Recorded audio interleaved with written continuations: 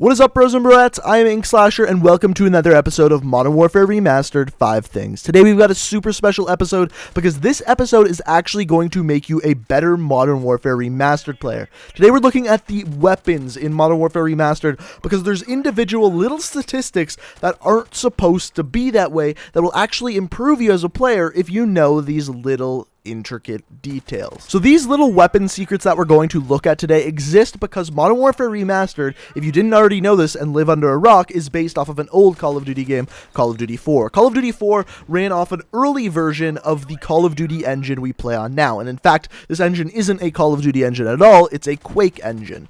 Now, the special thing about this is because Call of Duty 4 was an older game, little quirks existed in this engine that caused little secrets to happen to certain weapons. Now, the interesting part is that all of these secrets were kept in the game and transferred over to Modern Warfare Remastered. So these little strange things that happen to these weapons still exist today. So today we're going to be looking at 5 of them, and hopefully every single one of these will help you play a little bit better in Modern Warfare Remastered. So the first one here I've actually talked about in a video before on this channel, but it has to do with the M40A3.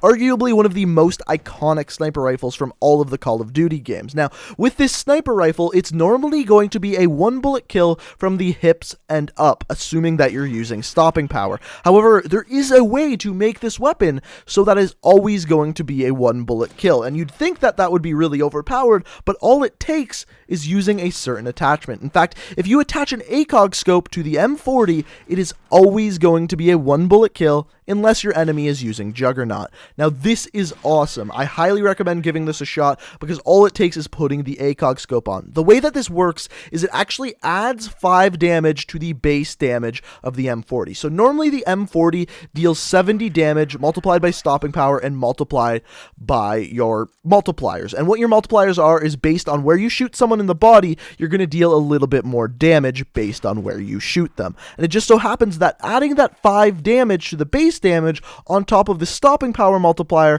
and the body multiplier makes it so that anywhere on the body is going to be a one-bullet kill. Now, the weird thing about this is that the M40 is the only sniper rifle in the game that gets a damage boost from the ACOG, which is a very, very odd stat to actually exist within the game. So if you don't want any hit markers while using the M40, the way to do so is by simply throwing on an ACOG scope and say goodbye to hit markers. The next little secret we're talking about today is probably the most argued about any on this list, and it has to do with the AK-47. And the myth going around about this one is that when using the AK-47, you actually get a damage multiplier when using no attachments whatsoever. That myth actually isn't true. What the real truth behind the story is that with the AK-47, your range is reduced when using a red dot sight or a suppressor. Now, the most extreme circumstance is using a suppressor where it basically halves the normal range of the AK-47.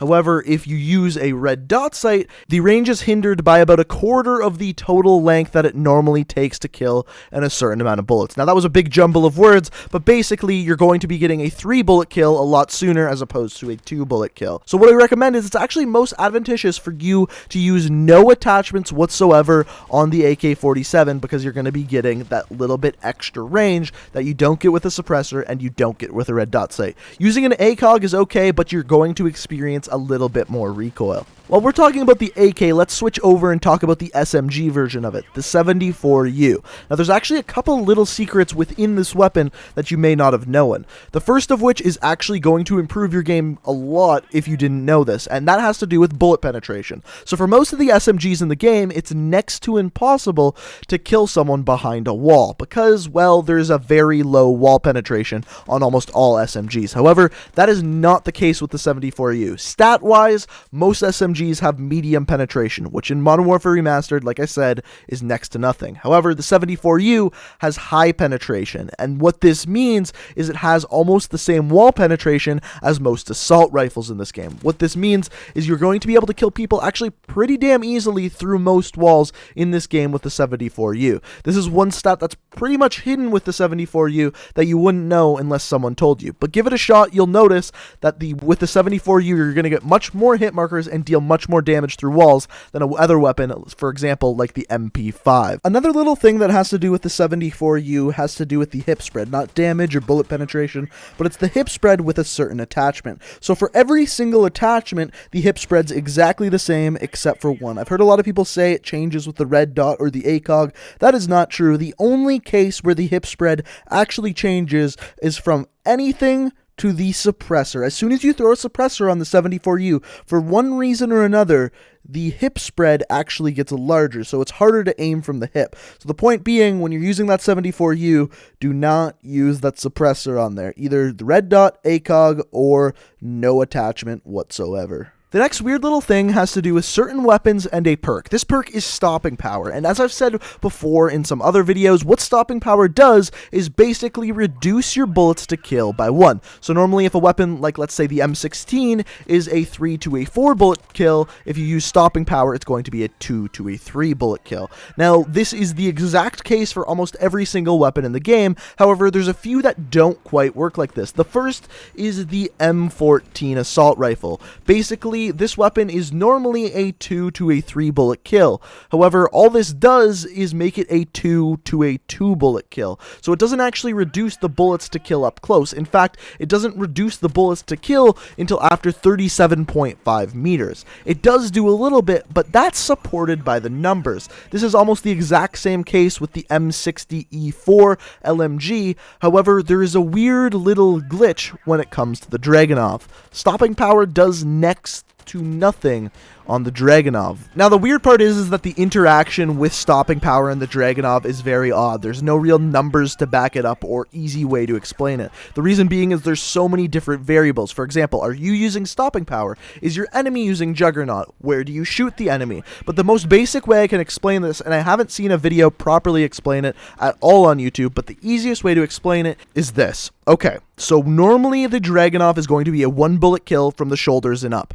When you use stopping power, the stopping power doesn't make it so anywhere else on the body you will get a 1 bullet kill. Even though when looking at the numbers, it says that that should be the case. The numbers say that with stopping power, you should be able to get a 1 bullet kill from the belly button and up. However, that's not the case. When you throw on stopping power and you're shooting someone without Juggernaut, it's still going to be a shoulder and up kill.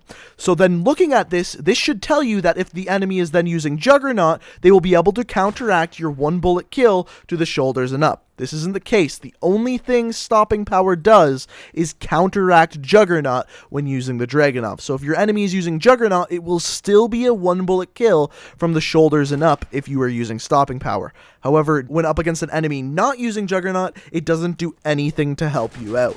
So the point is here is using stopping power is only helping you with the Dragonov if you're up against someone with Juggernaut. It doesn't help you out normally like stopping power should, and like the numbers say it should.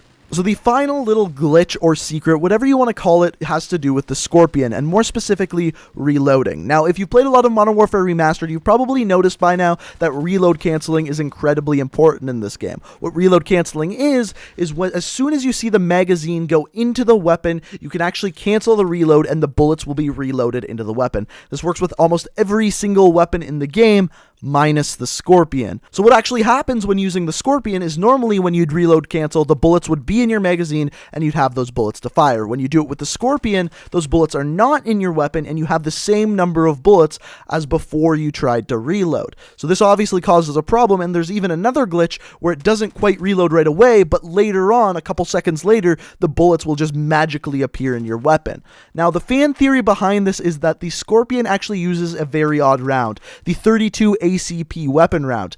Now, the theory behind this is that in real life, when you reload this type of ammunition, it is actually difficult to reload and kind of hard. The fan theory suggests that the developers knew this and put it in the game to simulate this odd reloading.